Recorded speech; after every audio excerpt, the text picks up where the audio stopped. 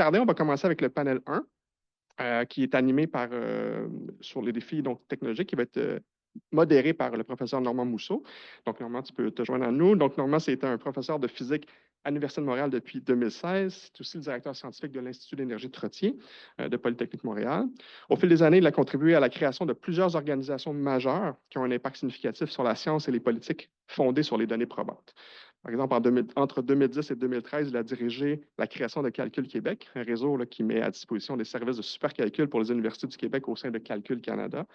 En 2013-2014, il a co-présidé la Commission sur les enjeux énergétiques du Québec, qui fait encore, on en parle encore aujourd'hui, et ça n'a pas vu la voie à la politique énergétique actuelle, évidemment.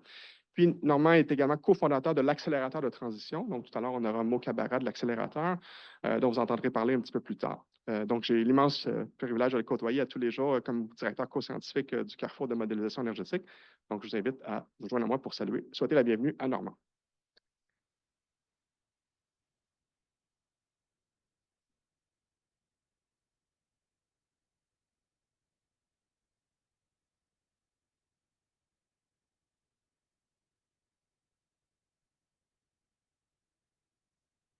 Merci, Edouard. Bonjour à vous toutes et tous.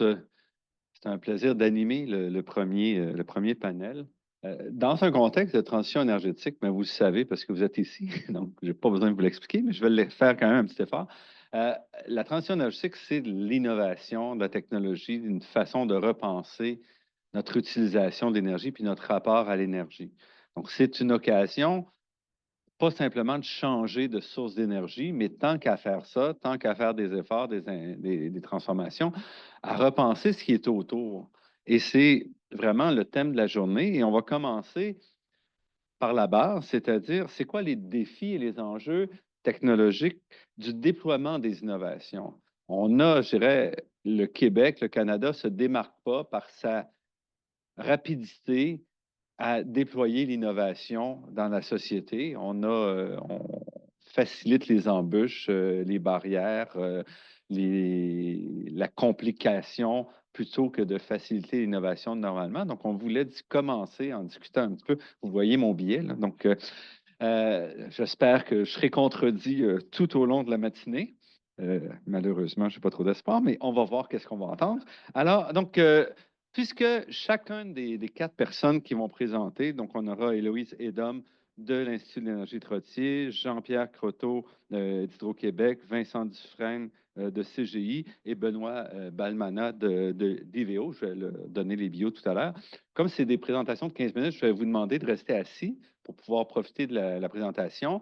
Ensuite, lorsque tout le monde aura présenté, bien là, on ouvrira la porte à quelques questions de ma part et les questions de l'auditoire. Donc, on va commencer la journée par Héloïse Edom, qui est associée de recherche à l'Institut de l'énergie Trottier, avec une maîtrise de Polytechnique Montréal, travaille sur l'électrification et décarbonation à l'Institut de l'énergie Trottier, mais elle a aussi travaillé à l'initiative de modélisation énergétique qui était un prédécesseur du Carrefour de modélisation et aussi au GERAD. Donc, ça fait longtemps qu'elle roule sa bosse dans ces domaines-là. Alors, Héloïse.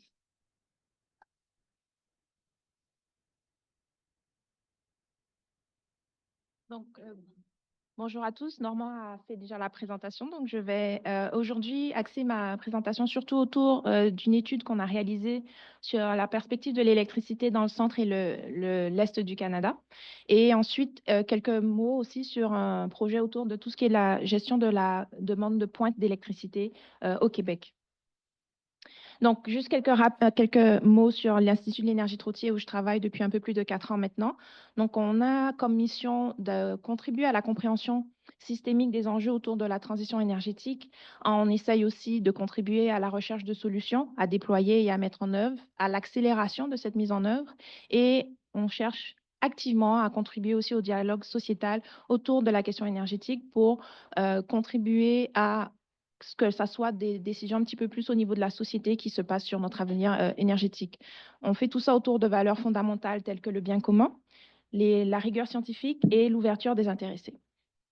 Donc, comme Édouard l'a déjà mentionné, à travers Normand, mais aussi à travers nous, les différents associés de recherche, et Louis Baumy aussi, le directeur exécutif, on est impliqué dans différentes organisations, initiatives, activités à l'échelle du Canada, comme par exemple l'Institut climatique du Canada, le Carrefour de modélisation énergétique ou encore l'accélérateur de transition. Et ensuite, on voit aussi quelques-unes de nos euh, publications, notamment en arrière-plan, une publication où on a fait une étude pour la décarbonation des bâtiments commerciaux institutionnels au Québec. L'étude sur les perspectives stratégiques de l'électricité dont je vais discuter un peu plus tard, et une de nos publications phares qui sont les perspectives énergétiques canadiennes dans lesquelles on cherche à identifier des trajectoires techno-économiques de décarbonation à l'échelle du Canada. Donc, comme Normand l'a mentionné, tous ici, vous êtes familiers avec le secteur énergétique, mais je vais quand même en faire quelques commentaires dessus.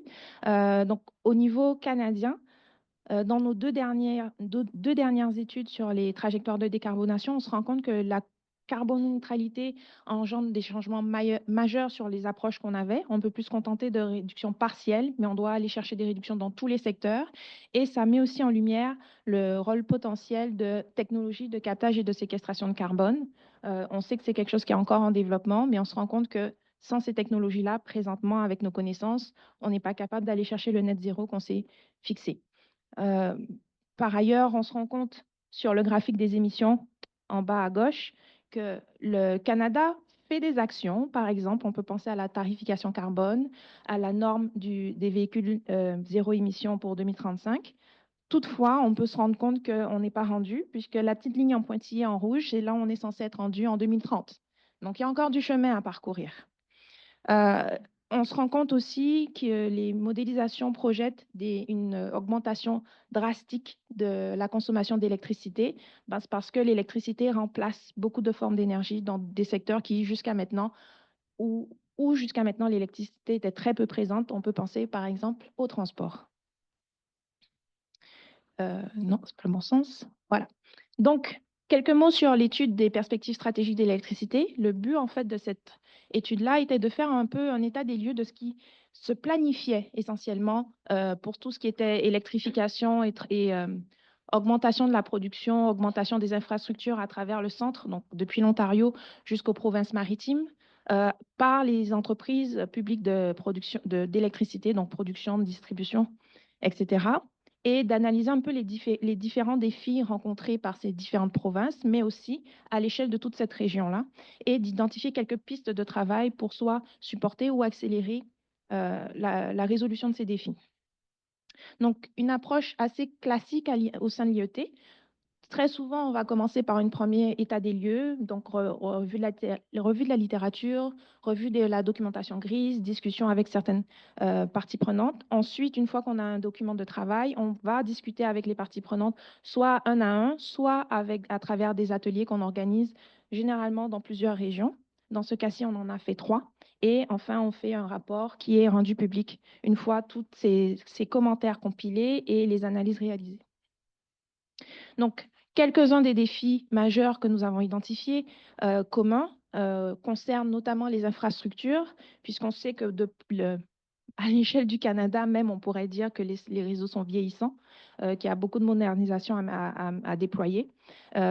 Planification de l'augmentation de la dépendance à l'électricité. Après, il faut quand même garder en tête qu'on peut produire l'électricité à partir de plusieurs sources. Donc, il y a quand même une forme de, je dirais, de pas fiabilité, mais quand même, mais ça reste un seul vecteur énergétique qui va prendre de plus en plus de place dans notre société. Adaptation aussi au niveau facteur de croissance, puisque présentement, on fait des projections, on fait des prévisions, on essaye de notre mieux de capter à quoi va ressembler le futur, mais on ne sait pas concrètement et avec énormément de certitude à quoi va ressembler le futur, puisqu'il y a des endroits où l'électricité était quasi inexistante, non utilisée jusqu'à maintenant. Et enfin, il y a les impacts des changements climatiques où notamment on se rend compte que oui, si on prend par exemple les températures hivernales, la moyenne va être de plus en plus douce, mais il y a une plus grosse variabilité d'année en année. Donc là aussi, ça rajoute des défis sur comment traiter les impacts et comment identifier les impacts sur notre consommation, mais aussi sur nos infrastructures. Pour le Québec, plus précisément, on a notamment regardé les impacts liés au coût des nouveaux approvisionnements et à l'expiration des contrats d'approvisionnement, parce qu'on a été chanceux au Québec, il y a certaines décisions qui ont été prises par le passé dont on bénéficie actuellement pour notre électricité, mais ça va changer, les conditions sont différentes, les opportunités sont différentes, donc il faut voir comment ça va impacter tout notre système. Le rôle aussi des barrages, des grands barrages de Hydro-Québec au niveau de l'Amérique du Nord, est-ce que ça peut permettre une meilleure intégration de la production variable, par exemple, et l'électrification des transports et de l'industrie qui sont un défi. Le transport, parce que il n'y avait pas d'électricité, il y en aura beaucoup, et l'industrie, parce que ce n'est pas un secteur homogène. Donc, il y a il faudra des stratégies adaptées à chacune des sous-industries dans ce secteur-là. Donc, principaux constats de cette étude, un fossé majeur existe au niveau de la planification des entreprises publiques d'électricité et entre cette planification et les objectifs déterminés par les différentes provinces où ces entreprises-là sont actives. La seule exception ici, c'est Hydro-Québec, en fait, qui, avec son plan d'action, commence semble mieux capter l'ampleur de la transformation et des ajouts à faire dans le système. Mais encore, il faut voir comment on arrive à la mise en œuvre. Mais pour le reste de la région, c'est quand même un constat assez frappant. Et la planification ne semble pas miser sur l'atteinte des cibles climatiques, puisqu'il y a vraiment ce fossé. Les risques associés à ce constat, c'est qu'en fait, plusieurs provinces risquent de se trouver dans une impasse. On peut penser par exemple à l'Ontario, qui, il n'y a pas si longtemps que ça, planifiait une augmentation de l'ordre de 300% à 400% de l'intensité carbone de son réseau électrique à cause de l'ajout de centrales au gaz naturel. Je sais que ça a été un petit peu révisé récemment, mais ça reste quand même des gros enjeux ou des gros défis à relever pour eux. Et on a un risque aussi que le secteur de l'électricité, donc au niveau de tout ce qui est production, distribution, transport, distribution, soit un frein en fait à la décarbonation parce qu'en fait notre système ne peut pas suivre pour électrifier les services énergétiques.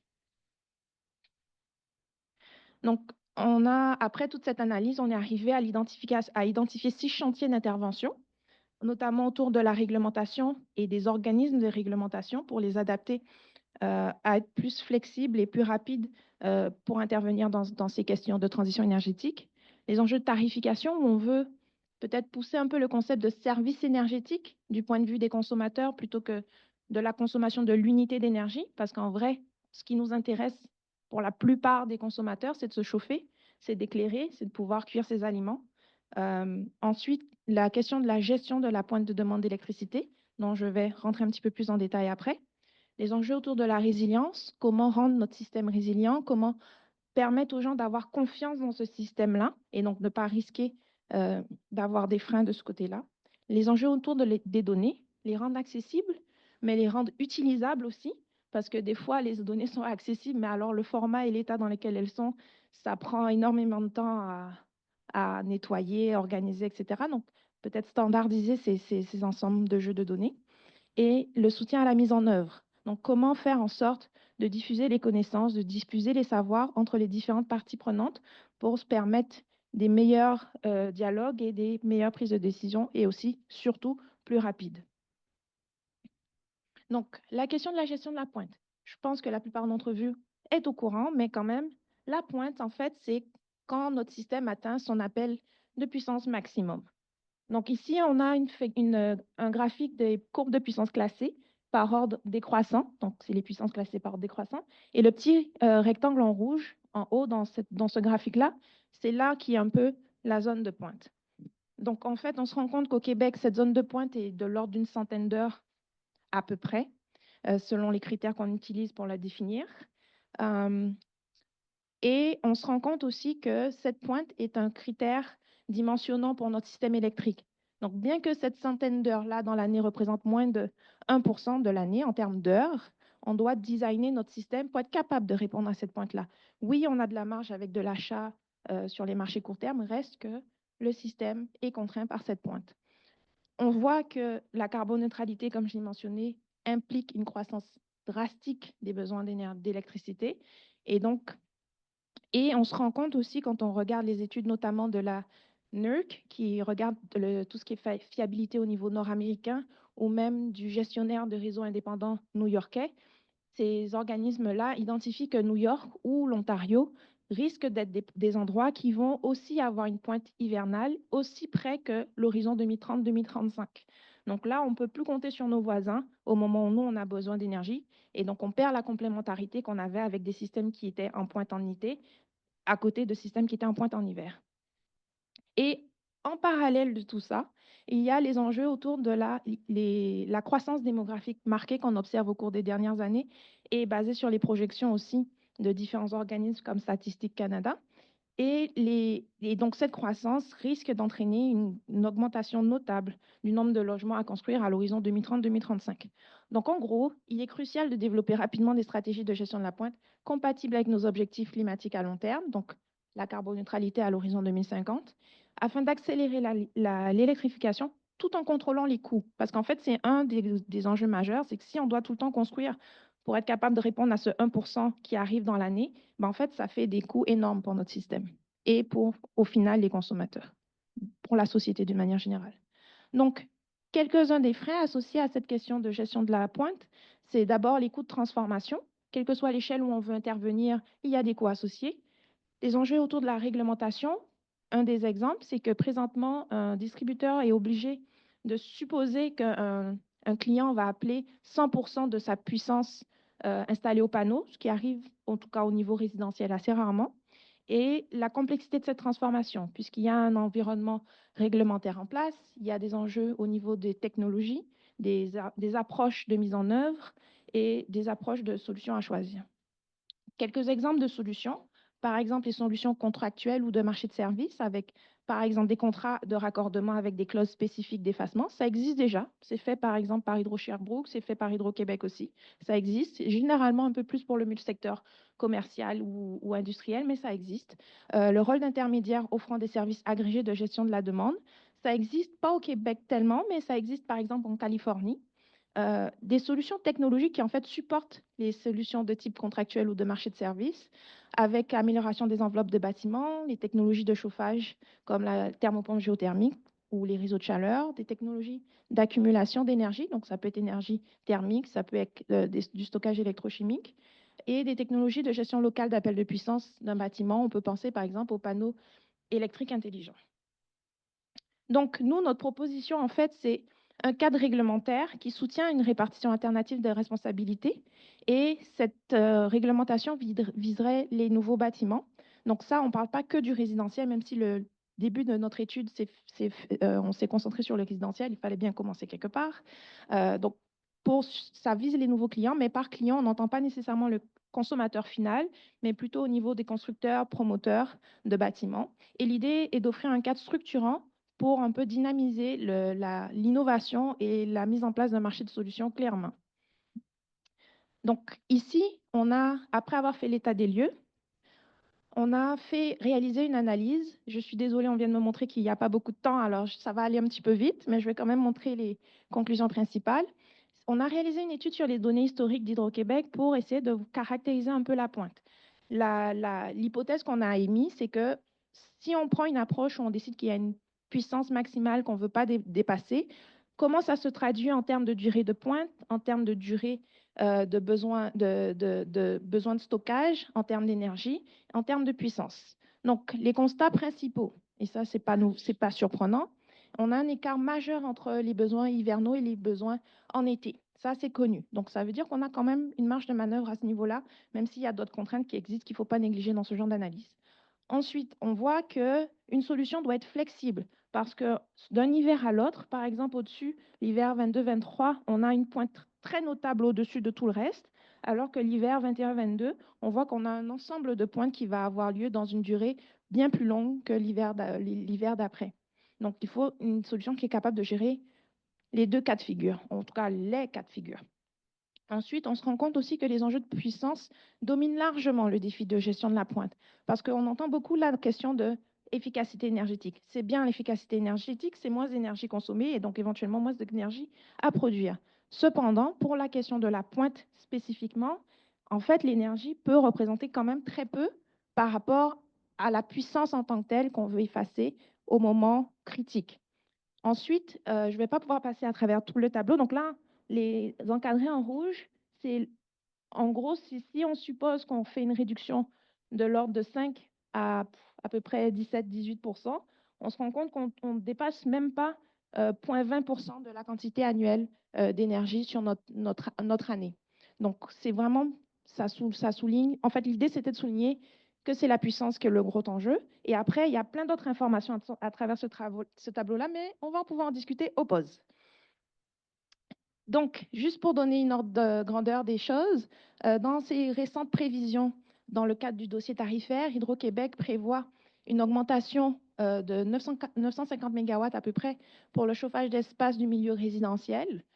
Et on se rend compte, et si on utilise ces informations-là et qu'on suppose qu'on veut atteindre des réductions de 10 à 20% dans le secteur résidentiel, ce qui représente à peu près 3 à 6% sur la croissance totale prévue par Hydro-Québec, au niveau d'un bâtiment, donc d'une maison, et dans ce cas-ci, on a regardé le résidentiel détaché, semi-détaché, on parle de réduction par bâtiment de l'ordre de 0,9 kW à 3 kW, en termes d'énergie de 4 kWh à 79 kWh, et en termes de la durée d'accumulation. Et par accumulation, on a utilisé ce terme-là parce qu'on voulait couvrir toute forme d'accumulation possible, de l'ordre de 11 heures à 35 heures. Je sais, ça paraît beaucoup, il n'y a pas beaucoup de technologies qui permettent ça pour le moment, mais l'idée, c'était vraiment de mieux caractériser la situation.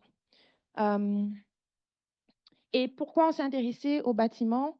C'est, encore une fois, je le mentionne, c'est parce que on prévoit une croissance notable de la construction de bâtiments au Québec, de l'ordre de 165 000 maisons unifamiliales détachées, semi-détachées à l'horizon 2030, selon la Société canadienne d'hypothèques et de logement pour le Québec. Donc, en conclusion, il y a je pense que je ne vous surprends pas quand je dis qu'il y a de nombreux défis à relever pour mener à bien la décarbonation, que la pointe de demande est un de ces défis qui contraint fortement nos besoins d'infrastructure et les coûts de notre système, et que la gestion de pointe est un défi complexe parce qu'il faut se demander à quoi va ressembler notre futur. Est-ce que cette pointe va changer? Est-ce qu'elle va s'étaler? Est-ce qu'elle va augmenter? Et comment on va être capable d'y répondre? Et apporter des solutions structurantes et compatibles avec nos objectifs de décarbonation à long terme nous permettra d'accélérer l'électrification de nos services, donc accélérer notre décarbonation, de mieux contrôler les coûts associés à cette transition énergétique et de jouer un rôle de leader dans l'Amérique du Nord sur le marché des solutions. Voilà.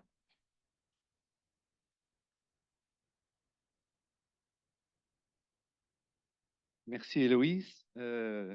Notre prochain conférencier sera Jean-Pierre Croteau, qui est chef de vision résidentielle et affaires chez Hydro-Québec. Il y a plus de 15 années d'expérience en développement de produits et services.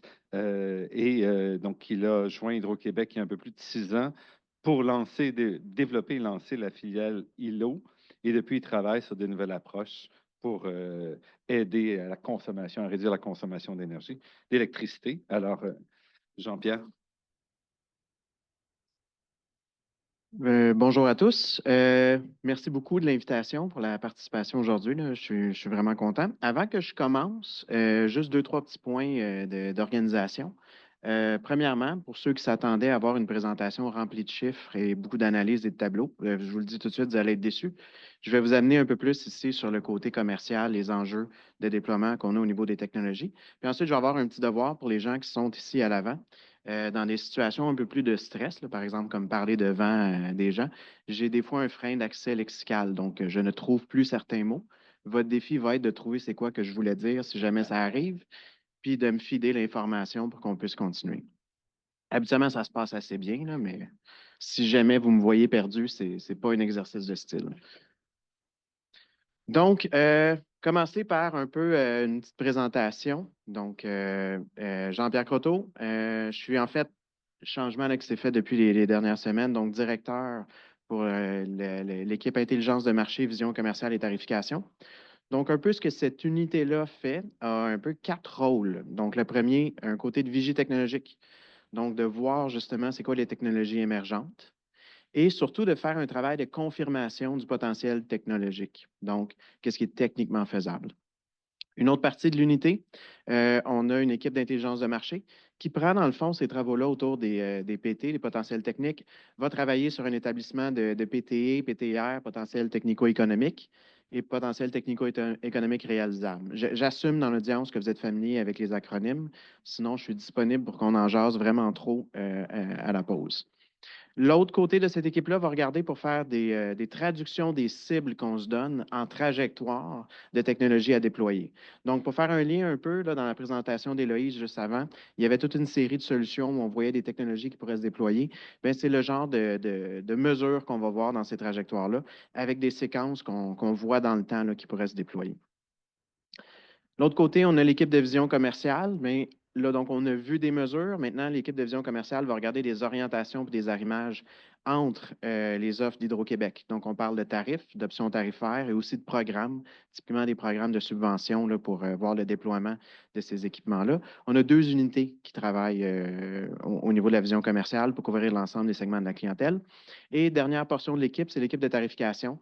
Donc, si vous ne savez pas c'est quoi les tarifs, encore une fois, on peut en jaser à la pause. Donc, conception, développement de tout ce qui est offre tarifaire, que ce soit un tarif en tant que tel ou une option tarifaire.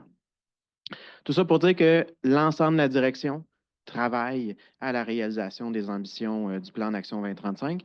Puis justement, un petit rappel de qu'est-ce qu'on voit, là, c'est quoi le plan d'action 2035. Juste vu de haut, très simple, 2 cibles extrêmement ambitieuses, 21 TWh en efficacité énergétique, puis 3500 MW en gestion de la puissance. Puis ici, je ferai la première petite pause.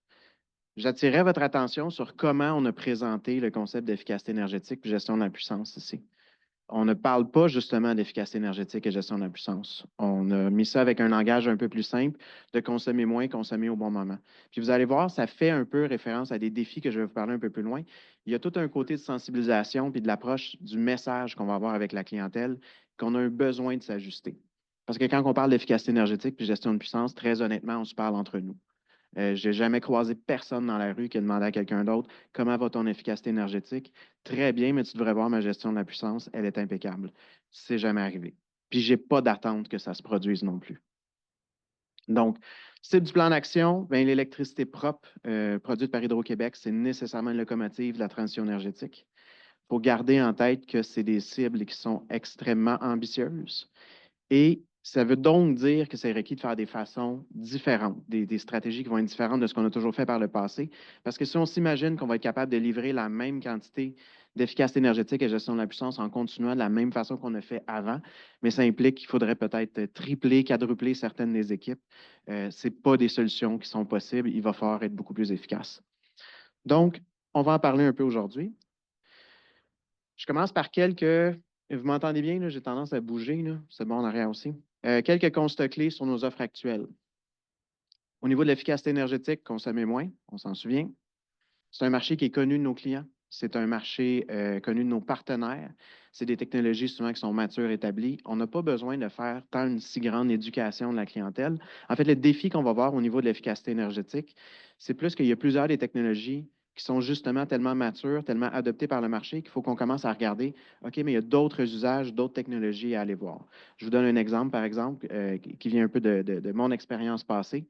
Les diodes électroluminescentes, ce qu'on appelle classiquement en bon québécois des LED. Les feux de signalisation, vous ne le savez peut-être pas, mais les feux de signalisation, ça fait déjà plusieurs décennies que ce sont des LED qui sont dans les feux de signalisation rouge, jaune, vert là, au coin de la rue.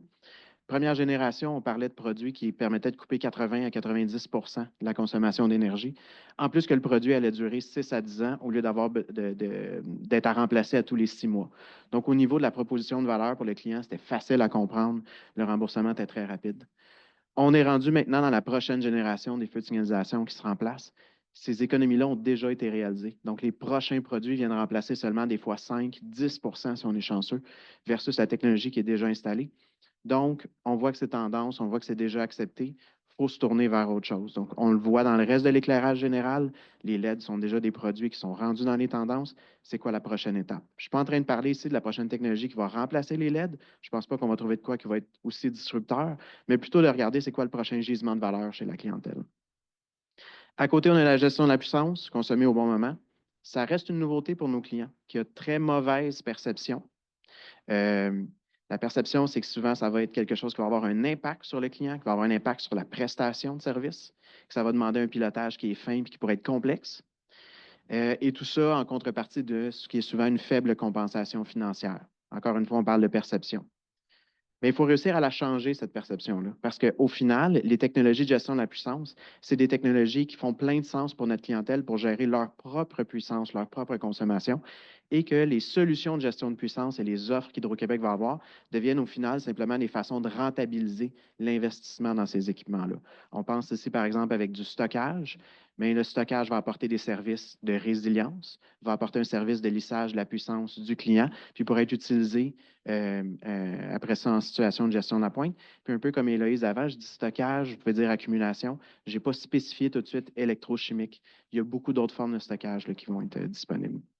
Mais peu importe les 2 points là, que je viens de dire au niveau de l'efficacité énergétique et de la gestion de la puissance, il faut garder en tête que pour s'assurer que ces solutions-là vont être fiables et pérennes dans le temps, et c'est critique pour le réseau électrique que ces solutions-là soient fiables et pérennes dans le temps, parce que nous, on va prendre des décisions en assumant que ces technologies-là vont être déployées et vont être utilisées au moment où on en fait appel. Mais pour être certain que ça se produise, il faut s'assurer que les clients les utilisent comme il se doit, changent certaines de leurs habitudes. Et si je vais faire une autre petite pause, je vais vous parler un peu plus de ma vie personnelle. Toute ma jeunesse, j'ai vu mes parents dans leur maison avec une belle thermopompe qui n'a jamais roulé l'hiver. Donc, on arrivait au début du mois d'octobre, on n'avait plus besoin de climatisation. Donc, ils fermaient la thermopompe et on ne retouchait pas à la manette pour le reste de l'hiver. Parce que pourquoi on aurait utilisé une thermopompe? On avait des plaintes électriques à côté. Donc, le concept déjà du gain qu'il aurait pu faire en efficacité n'était même pas intégré pour mes clients, pour mes parents, qui avaient fait le choix d'investir dans une thermopompe. Ce n'était pas obligé.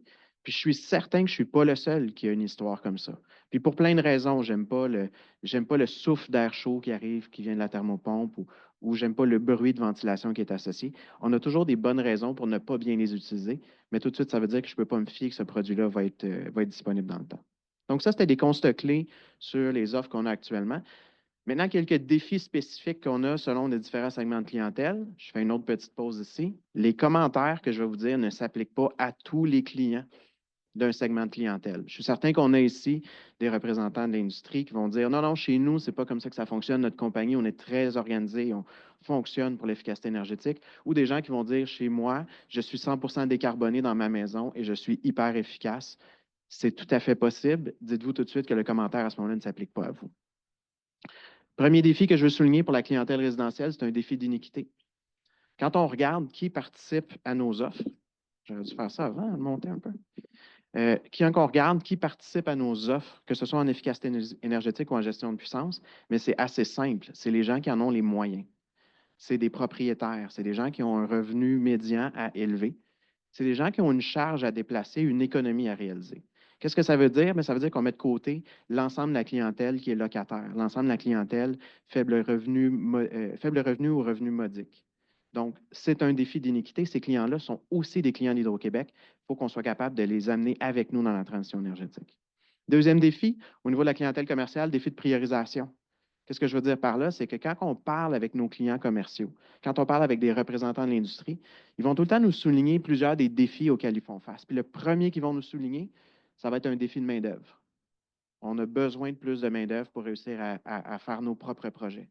Le deuxième défi qu'ils vont nous souligner, mais j'ai un défi de croissance. Je veux trouver des façons de faire grandir mon marché.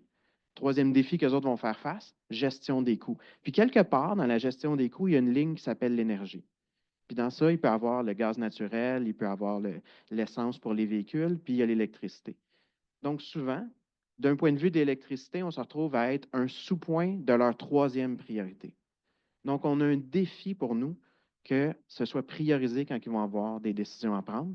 Puis, en fait, c'est de s'assurer que quand ils vont avoir une décision à prendre, que ce soit la décision naturelle, tout de suite automatique, de faire le choix efficace. Ce n'est pas si simple que ça. Troisième défi que je vais prendre, puis vous avez remarqué sûrement que je descendais sous différents segments de clientèle, le défi industriel. Du côté de l'industriel, on a un défi de compétition avec les autres projets en entreprise. On entend souvent, quand on parle avec des partenaires du marché, ah, mais si c'était rentable, on l'aurait déjà fait. Si c'était rentable, ce serait déjà la priorité.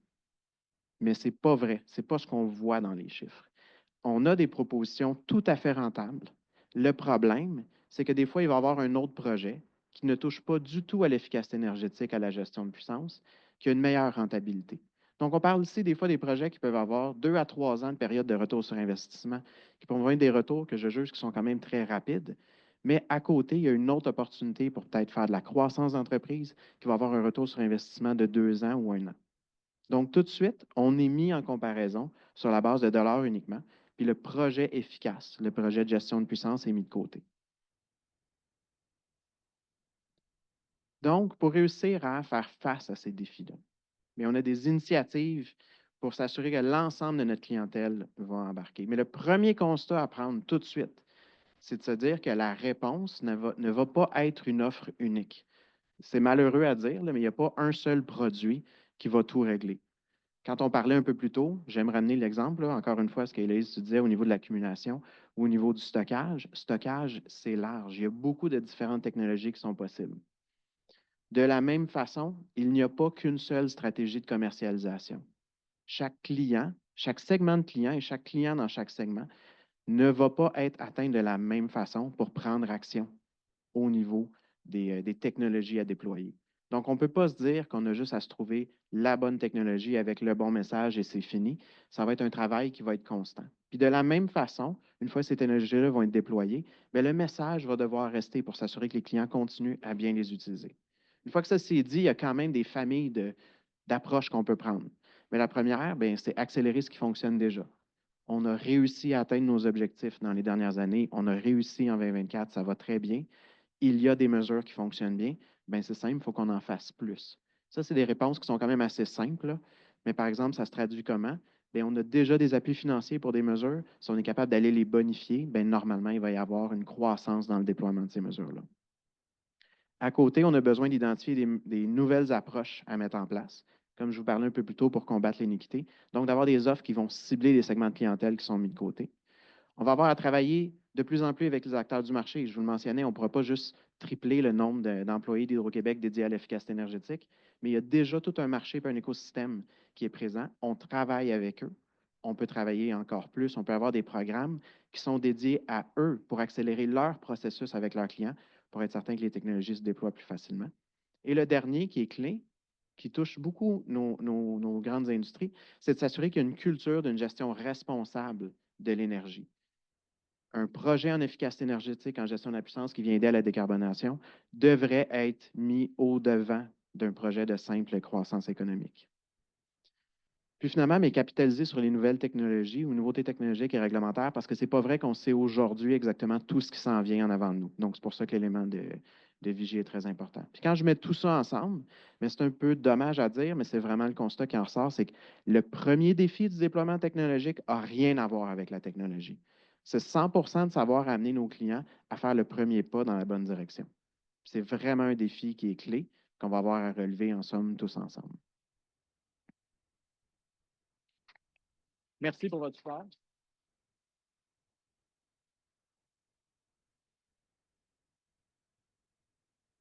Merci beaucoup, Jean-Pierre. Prochaine présentation, ce sera par Vincent Dufresne, qui est conseiller en management chez CGI. C'est un énergéticien, analyste des politiques publiques et stratégies d'affaires. Il possède 20 ans d'expérience dans le secteur de l'énergie et des services publics en tant que conseiller. Il est expert de la transition énergétique, de la gestion de la demande énergétique. Voilà. Et au sein de l'équipe de services conseil en management de CGI, Vincent accompagne différents services publics d'électricité et gaz et il va nous parler un peu de ces approches-là. Alors, Vincent.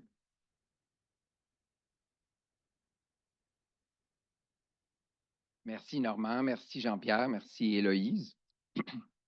Alors, je suis content d'être parmi vous aujourd'hui. Désolé, j'ai un chat dans la gorge. J'ai eu un rhume il y a 3 semaines, puis c'est toujours pas complètement parti. Alors, ben, je suis ici pour représenter CGI. Pour ceux qui ne sont pas familiers avec CGI, CGI, c'est une grande entreprise canadienne. Le siège social est juste à côté d'ici, sur le boulevard René-Lévesque. Alors, c'est une grande entreprise de technologie d'information, hein, de solutions numériques. Et puis, avec les années, ben, on a pris des proportions. Maintenant, on est 90 000 employés. On est international. Et puis, on offre des technologies numériques puis des solutions de conseil en management à nos clients. Beaucoup d'utilité, vous allez le voir. Alors, moi, je me suis joint CGI, à CGI il y a presque 3 ans. Alors, je fais partie de notre équipe de conseil en management. Je suis l'expert énergie et utilité chez CGI. Et puis, bon, j'ai accepté aujourd'hui de vous présenter des solutions numériques pour accélérer le déploiement de technologies puis la transition énergétique. Alors, CGI, on est un géant qui peut être parfois discret, mais on a quand même une grande empreinte dans le secteur des utilités, dans le secteur de l'énergie. J'ai mon totem là, de grands clients. Alors, c'est global, c'est à travers le monde. On a des clients en Europe, on a des clients en Australie, au Canada, aux États-Unis, à travers le monde. Et puis, on est un géant plutôt discret parce qu'on est souvent des équipes de déploiement technologique. On fait du déploiement de solutions numériques pour nos clients. On fait de l'intégration. Puis, vous allez voir, c'est souvent des solutions très sur mesure qui se basent sur l'existant en termes de solutions numériques de nos clients. C'est qu'on on est souvent des grosses équipes, des douzaines de personnes qui travaillent pour nos clients. Bon, il va sans dire que Hydro-Québec est un client aussi. C'est que ça nous rend parfois discrets parce qu'on travaille fort, mais sans nécessairement avoir de solution en particulier parce qu'on fait du sur-mesure. On regarde qu'est-ce qui est existant dans le parc numérique de nos clients, puis on améliore. Et puis de tous ces clients-là, je vais vous dire, surprenamment, le client le plus important en taille de revenus, c'est Data Communication Company. Alors ça peut être surprenant. Pourquoi ça? Est-ce que c'est une utilité? En fait, c'est une utilité de données. En Grande-Bretagne, les différentes utilités ont créé cette unité d'affaires-là, cette compagnie-là pour gérer toutes les données des compteurs de gaz, des compteurs électriques, etc. Fait en ce moment, on est en grand déploiement technologique pour cette compagnie-là. Alors, même si ce n'est pas une utilité en soi, c'est clé dans ça va devenir très clé dans le fonctionnement de toutes les solutions numériques en Grande-Bretagne. Alors, avant de présenter les 3 exemples de solutions numériques qui appuient à la transition énergétique, je voulais présenter cette diapositive-là pour passer le message. Les solutions numériques, on ne les voit pas, on n'en parle pas souvent, mais ça peut être très complexe dans un système d'utilité publique, dans un système énergétique. Alors, nos clients, quand on va en Grande-Bretagne, quand on va en Finlande, quand on va en Australie, ils sont multiples. Ça peut être des fournisseurs, ça peut être des distributeurs, des transporteurs ou des producteurs. Chacun de ces clients-là a plusieurs solutions numériques d'entreprise. Ça peut être la gestion des données d'actifs, ça peut être la gestion de l'entretien, ça peut être la gestion de la végétation. C'est que chacun de ces clients-là a ses solutions et toutes ces solutions-là doivent être intégrées au niveau de la donnée, doivent s'échanger des données. Fait évoluer un parc d'actifs numériques, de solutions d'entreprise, ça peut être long, ça peut être complexe. Fait que si vous voyez qu'on a besoin de moderniser les pylônes, les câbles, les transformateurs, bien, il y a toute une couche numérique qui doit être aussi maintenue, qui doit être entretenue, modernisée. Et puis, pour accéder à certaines solutions d'affaires, il faut le moderniser, il faut être prêt. Fait que je vais être d'accord avec la conclusion de Jean-Pierre.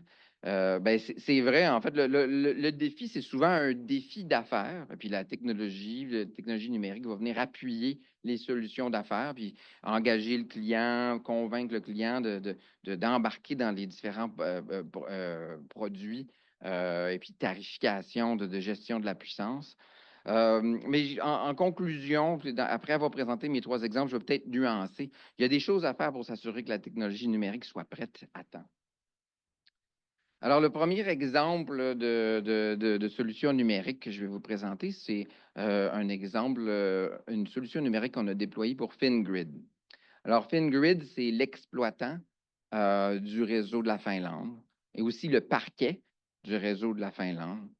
Alors, ce que FinGrid s'est rendu compte là, autour de 2015, c'est que la donnée, c'est le nerf de la guerre.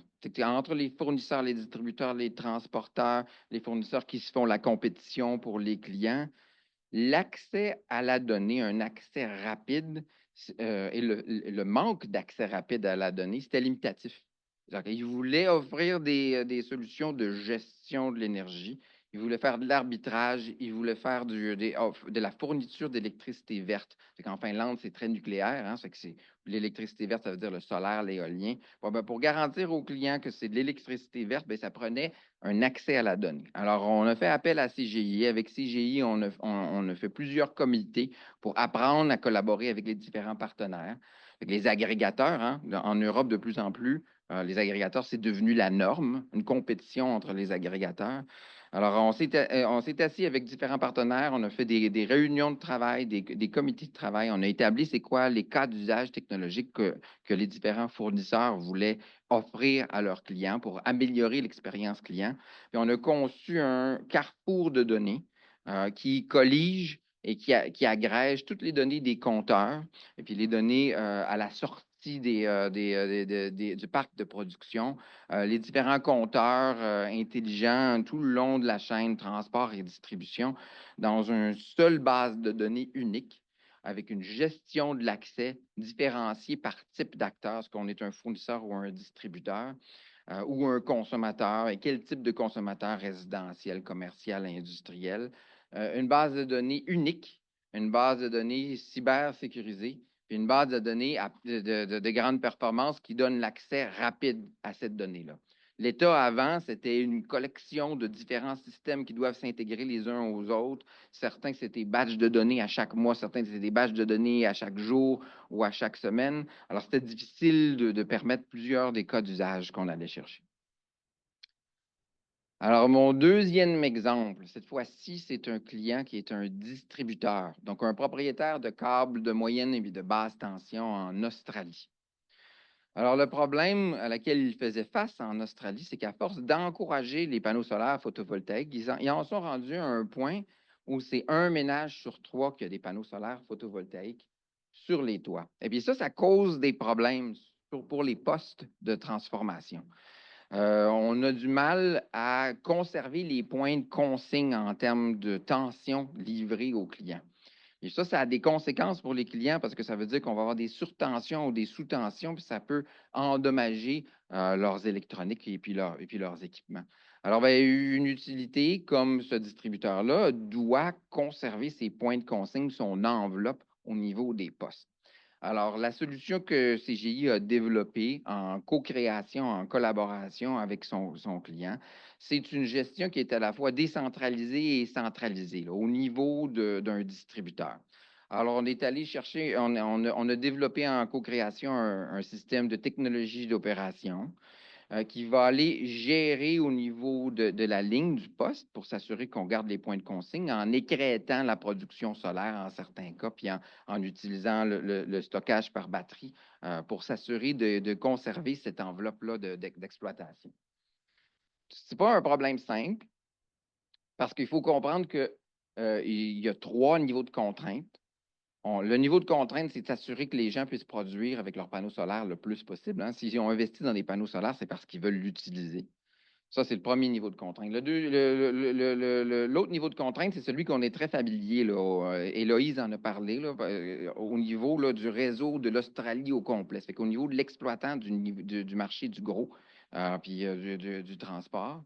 Ça, c'est l'autre niveau de contrainte. Bon, il y a le niveau de contrainte au niveau du poste. Finalement, bien, il y a le niveau de contrainte au niveau du système de distribution parce que c'est un seul distributeur parmi plusieurs en Australie. Alors, ce n'était pas un problème simple. Le troisième exemple que je vais vous présenter, c'est un exemple en France. C'est avec un transporteur, RTE, qui est le transporteur d'électricité français. Donc, bien, Loïse nous a parlé du problème de l'électrification. Hein. On va avoir besoin de beaucoup plus d'électricité. Alors, même en France, qui est le champion de l'efficacité énergétique, hein, c'est ACEEE qui le dit là, dans son scorecard. Alors, même en France, on s'attend à ce qu'il y ait une augmentation massive de l'utilisation d'électricité. Alors, on sait que dans le futur, on va avoir besoin de plus de pylônes, plus de câbles, puis ça va demander beaucoup d'ingénierie.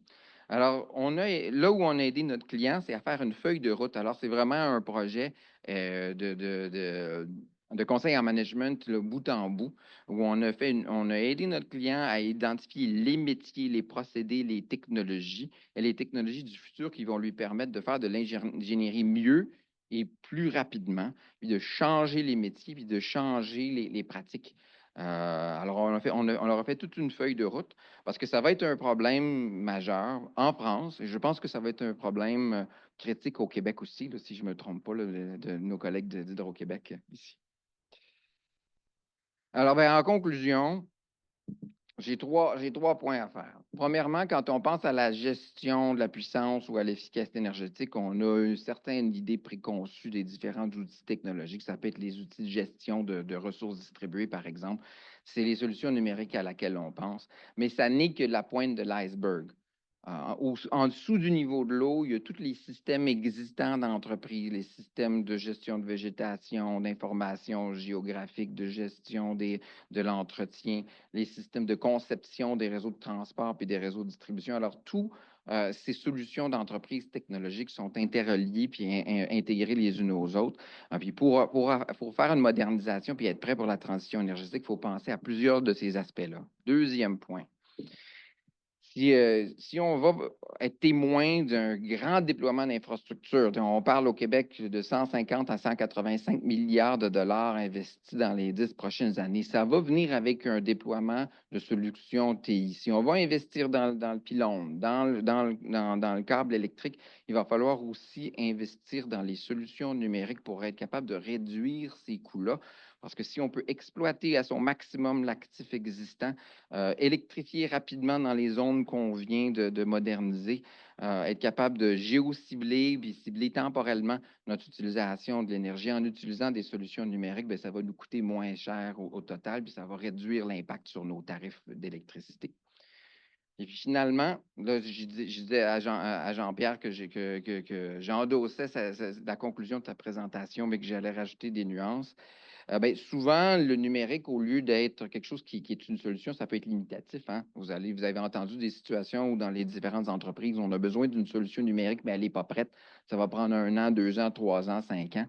Il y a une importance d'aligner l'objectif d'affaires, puis d'informer, puis de collaborer avec nos départements de TI pour essayer d'avertir les TI, puis de se préparer, puis de moderniser, puis de partager c'est quoi les cas d'usage pour s'assurer qu'ils modernisent, qu'ils soient prêts à temps, puis que les équipes de TI soient capables de livrer les solutions numériques à temps pour s'assurer que les TI, ce soit une solution et pas quelque chose qui crée des barrières supplémentaires.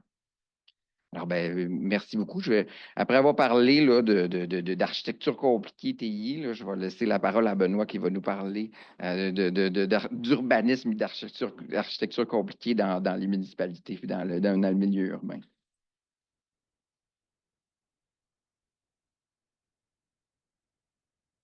Merci beaucoup, Vincent. En effet, le dernier conférencier de ce panel sera Benoît Balmana, qui est directeur général chez IVEO. Donc, il possède plus de 20 ans d'expérience dans le domaine de l'innovation, du transfert de technologie, développement d'entreprises innovantes. Il est, je l'ai dit, directeur général d'IVEO, qui est un écosystème d'innovation dédié à l'expérimentation de nouvelles solutions en lien avec le transport intelligent durable et qui a élargi un peu ses mandats ces dernières années. Donc, je qu'il va nous parler de ça aussi. Alors, Benoît, c'est à toi. Bonjour à tous. Donc, oui, bien heureux d'être ici. Puis, je vais parler de. Je n'ai pas entendu le mot dans les 3 autres conférences précédentes, mais le mot des municipalités, les villes, qui sont quand même des acteurs aussi prépondérants là, dans l'écosystème. Puis, en effet, donc, IVEO, c'est un organisme là, qui accompagne le milieu municipal dans le déploiement puis l'intégration d'innovation, nouvelles technologies pour faire face aux multiples enjeux auxquels font face donc les municipalités. Puis on a développé tout un concept, donc Isabelle va reconnaître qu'elle est une experte en innovation, mais on va peut-être montrer quelques astuces aussi pour essayer d'amener plus vite les innovations sur le marché, puis comment on peut développer des méthodologies pour accélérer là, le déploiement d'innovation dont on a grandement besoin. Quelque chose qu'on n'a pas dit aussi, je vais profiter là pour ramener aussi l'idée que l'innovation, on l'a bien senti dans les présentations de nos collègues, innovation, on n'est plus dans le gadget. Okay? Souvent, quand on parlait d'innovation, on se dit souvent, il y en a qui pensent que l'innovation, c'est cool, c'est amusant, on fait ça.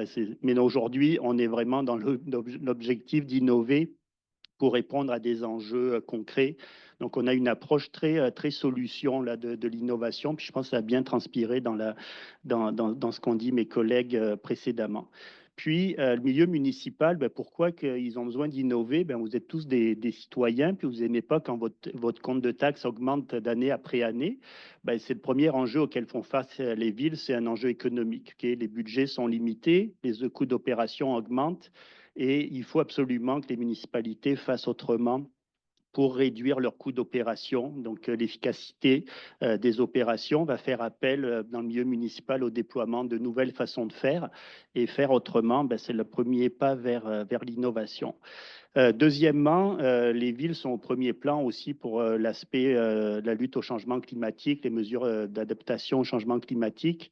Vous avez peut-être vu dans l'actualité que les municipalités ont obligation de faire des plans climat qui vont bien sûr parler de l'efficacité énergétique, de la maîtrise de l'énergie. On a entendu le mot résilience aussi tantôt, donc comment aussi les municipalités peuvent déployer sur leur territoire des solutions donc, pour augmenter la résilience, puis agir concrètement sur l'empreinte environnementale. Deux autres enjeux qui sont peut-être moins liés à l'énergie ici, mais on en a évoqué, j'ai entendu le mot pénurie de main-d'œuvre tantôt, puis bien sûr des citoyens aussi qui sont de plus en plus exigeants envers leur municipalité. On se compare, on dit pourquoi telle ville fait tel truc, pourquoi nous on l'a pas, tout ça, ça va stimuler le déploiement de technologies. Donc, j'insiste ici sur le fait que quand on essaye d'innover, c'est avant tout donc pour adresser des enjeux réels, parce qu'on l'a dit dans les conférences tout à l'heure, ça prend tout un rationnel quand même pour que les gens changent de comportement, rationnel économique, environnemental, on sait que ce n'est pas toujours suffisant. Donc, il va falloir adresser vraiment des problématiques importantes pour que le changement puisse s'effectuer.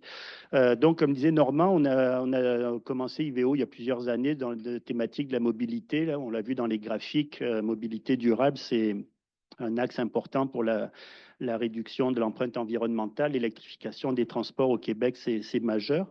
Mais depuis, on a travaillé sur plein d'autres projets là, qui peuvent intéresser le milieu municipal, dont la maîtrise de l'énergie, les thématiques de l'eau, cybersécurité, gestion des données, déploiement de capteurs pour récolter des données puis être plus performant. Je vous invite à regarder, si vous voulez, tout ce qu'on peut travailler dans le milieu municipal. Par contre, ce que je vais présenter là dans les prochaines minutes, c'est un petit peu le modèle qu'on a développé et qui permet, j'espère, Normand, en tout cas, de semer un peu d'espoir sur le fait qu'on va réussir à faire de l'innovation puis à déployer des nouvelles façons de faire en suivant un petit peu le processus de l'adoption de l'innovation que peut-être certains d'entre vous ont déjà vu. Mais sinon, il me fera bien sûr plaisir là, de vous expliquer puis de vous illustrer comment on travaille là-dessus. Donc, la première chose qu'il faut faire, puis ça aussi, je pense que c'est une bonne nouvelle qu'on sous-estime souvent, c'est qu'il y en a plein des solutions qui sont en développement. Vous savez, au Québec, on a un écosystème entrepreneurial qui est quand même très dynamique, beaucoup d'incubateurs, d'accélérateurs, la valorisation de la recherche. Il y a quand même beaucoup de personnes qui s'inquiètent de notre avenir et qui essaient de développer des solutions pour répondre aux différentes problématiques. Donc, la première étape là, dans la courbe d'adoption, c'est qu'il va falloir aller chercher puis qualifier quelles sont les solutions qui ont peut-être le plus de potentiel pour résoudre les problématiques. Et puis, ce n'est pas évident parce qu'il y a beaucoup de solutions, contrairement à ce qu'on peut imaginer, qui sont sur les tables à dessin ou qui sont en cours de développement. Et il faut faire le tri dans tout ça, j'y reviendrai tout à l'heure. Ensuite, quand on a trouvé les solutions qui paraissent pertinentes, la première chose à faire en innovation, c'est l'expérimentation. Tout à l'heure, on parlait de l'exemple de la conversion des lampadaires, enfin des ampoules au LED. Le milieu municipal n'a pas échappé à ça. Puis la conversion des lampadaires, notamment, là, ça a été beaucoup fait dans le milieu des LED. Au début, les premières villes qui ont fait leur conversion de lampadaires, ils ne savaient pas trop réellement ce que ça allait donner. Et puis, il faut qu'il y en ait un qui se lance, qui expérimente, qui teste.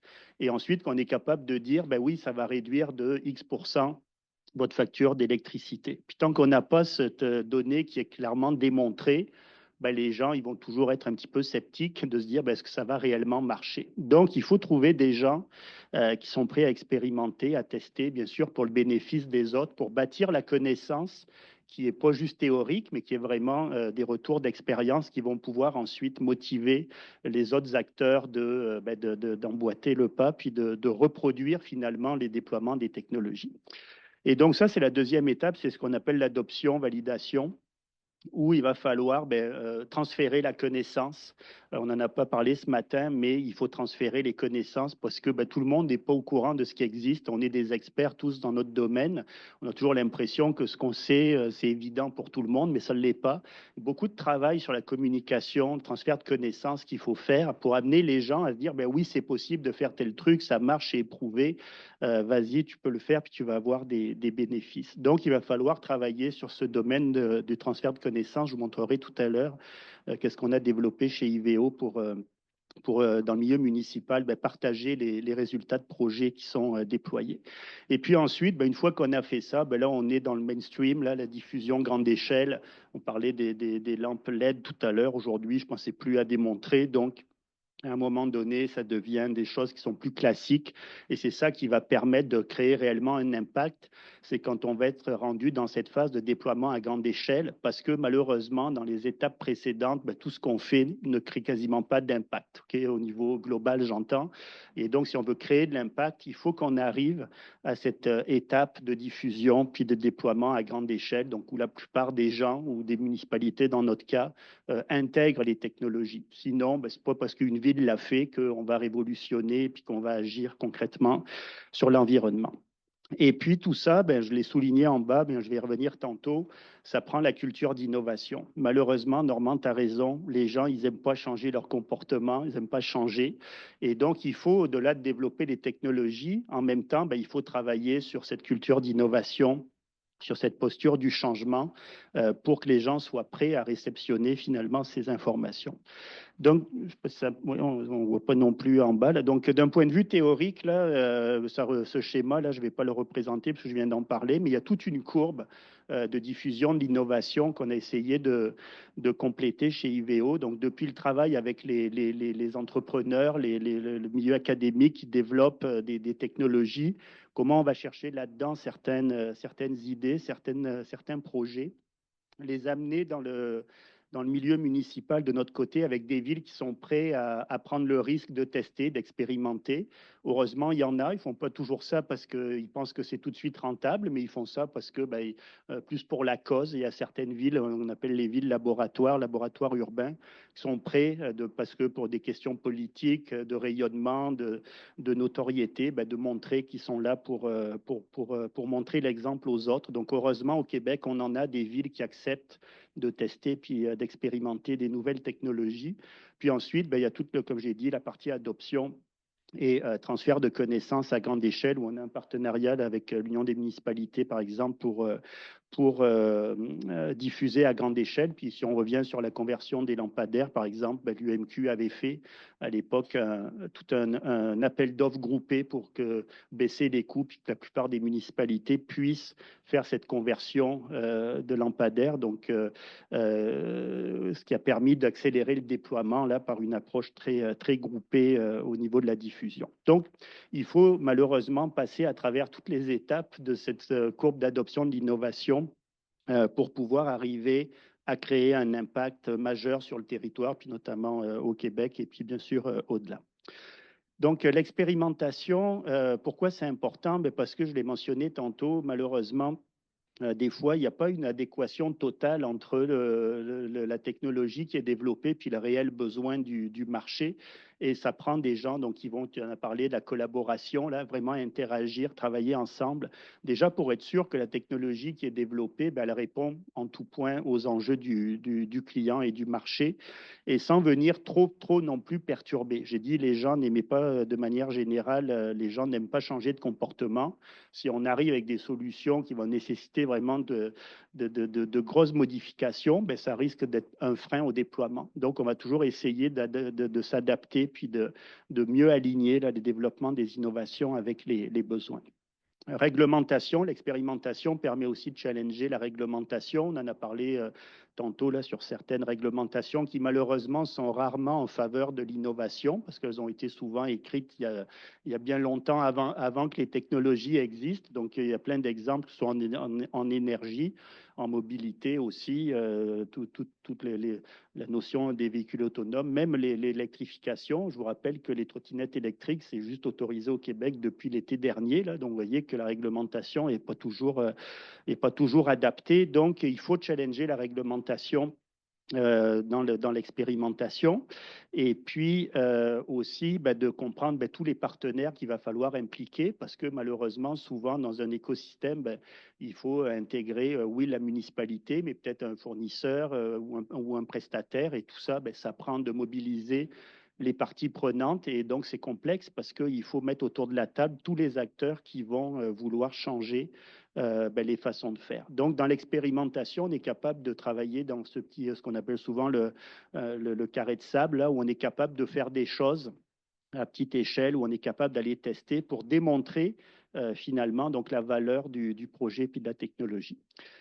Ensuite, il faut donc, comme j'expliquais tout à l'heure, transférer les connaissances. Puis ça, c'est pas évident parce qu'il n'y a personne qui veut perdre la face dans un projet d'expérimentation. Et donc, si je prends l'exemple du milieu municipal, on n'a pas envie de se retrouver dans les journaux en disant, on a fait tel truc, puis ça a complètement raté, puis là, regardez comme on est poche, puis c'était de l'argent public, puis on gère mal nos affaires. Okay? Donc, dans le transfert de connaissances, il y a tout un enjeu de neutralité pour s'assurer que ce qu'on raconte, ça reflète vraiment la réalité. D'accord? On n'est pas là pour survendre et on n'est pas là pour faire croire que ça a marché si ça ne l'a pas été, parce que je vous rappelle que l'objectif de l'expérimentation, c'est de convaincre ensuite les autres que c'est une bonne idée, puis éventuellement donc de dupliquer les projets.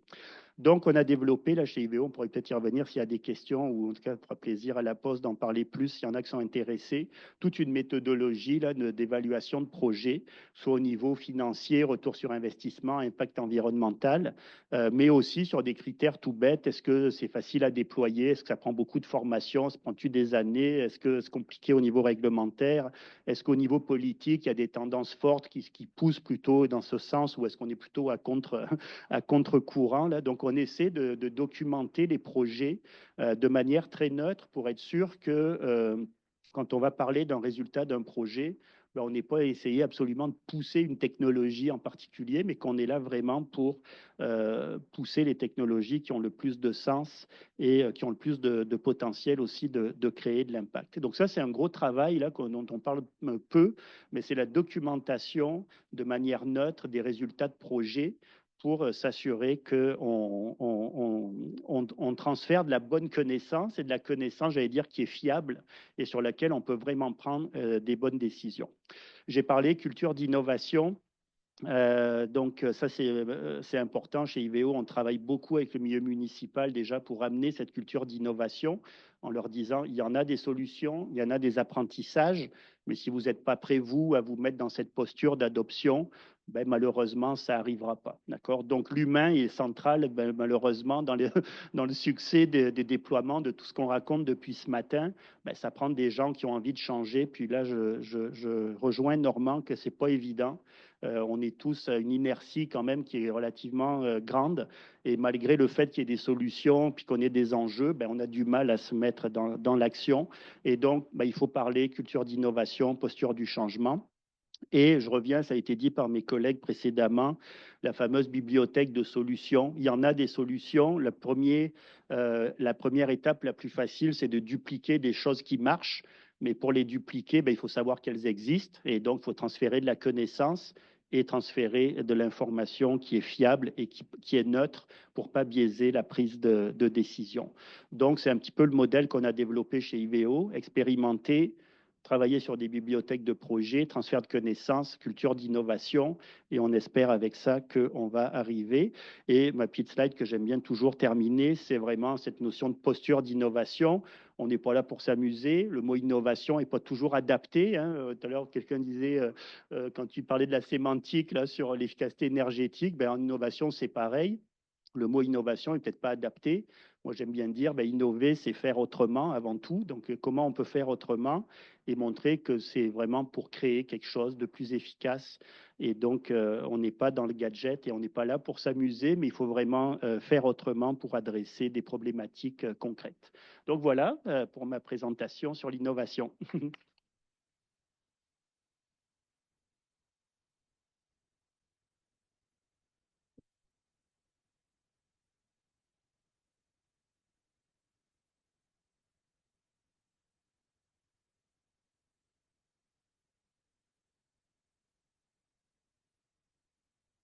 Donc, merci beaucoup pour votre contribution. Je vais quand même, vous étiez relativement positif. Je vais quand même un peu repousser. D'abord, peut-être commencer ici par Jean-Pierre, qui est le premier. Donc, on parle de 21 TWh d'efficacité électrique, si on veut, là, parce que pour moi, l'efficacité énergétique, c'est électrifier une voiture et ça consomme plus d'électricité. On a sauvé pas mal en énergie. Donc, les enjeux de déploiement de technologie malgré tout. Donc, quels sont, parce que vous avez passé rapidement sur ça en disant, ah, c'est pas un vrai problème. Mais quand je vois, par exemple, le déploiement des voitures électriques, le développement d'un poste qu'on veut construire à Berry, il y a des enjeux de technologie ici qui restent. Et quand vous voulez aller plus vite pour transformer des choses, quelles sont les barrières auxquelles vous faites face pour, par exemple, l'électrification du transport, qui est un problème important où il y a des enjeux de technologie qui peuvent faire tout chavirer ou vous amener dans la bonne direction? Première chose, j'aimerais juste faire un point. Je ne mettais pas de côté les autres éléments parce qu'ils étaient faciles, loin de là. C'était une stratégie de présentation pour ne pas avoir à les adresser. Blague à part, oui, il y a beaucoup d'enjeux. Là, c'est sûr que je vais vous parler plus du côté de mon expertise, parce que je sais qu'un des premiers enjeux qui va arriver, qu'on voit avec ces nouveaux usages-là, si on prend la mobilité électrique, un des premiers enjeux qu'on voit, c'est qu'on a historiquement parlé de problèmes globaux, gestion de la pointe globale, la capacité de production, de transport à la grandeur de la province. Puis, avec le déploiement de ces usages-là chez des clients, on voit de plus en plus d'enjeux locaux, donc d'enjeux au niveau de la distribution, la capacité sur des lignes spécifiques. Fait que juste, c'est un des premiers changements qu'il y a. La réponse à ça, je ne l'ai pas de mon côté. Là. Je travaille justement du côté des offres commerciales. Donc, comment je fais, moi, pour qu'un client embarque dans mes offres? Mais un des premiers enjeux, un des premiers défis que je vois, on parle souvent de sensibilisation et parenthèse ici, je déteste parler de sensibilisation.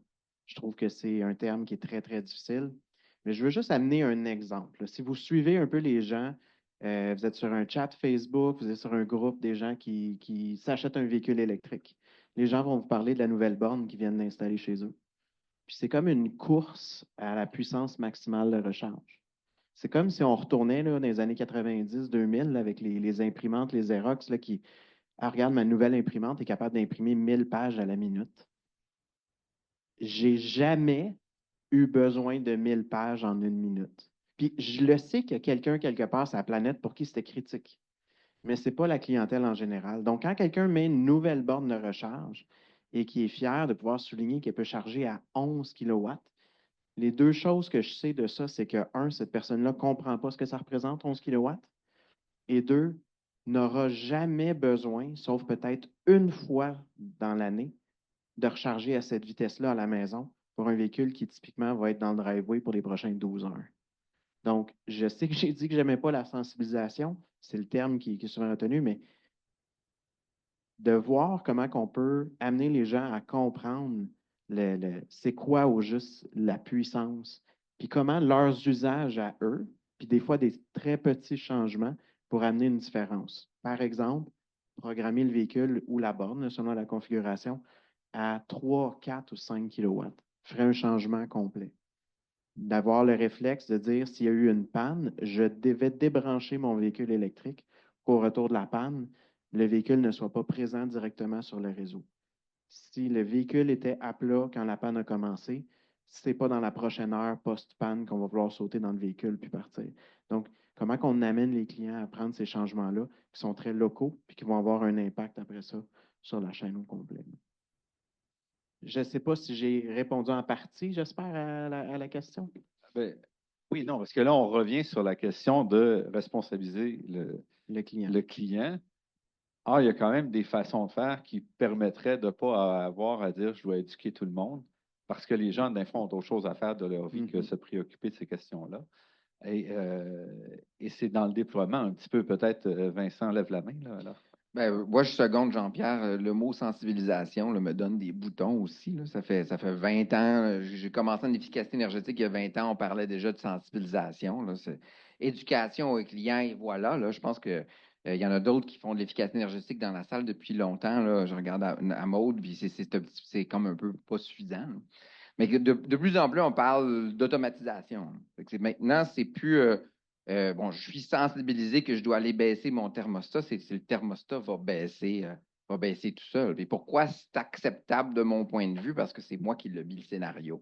Le scénario là, de réduction de la pointe parce que je reçois un signal, j'ai pris la décision dans ma maison d'aller le programmer.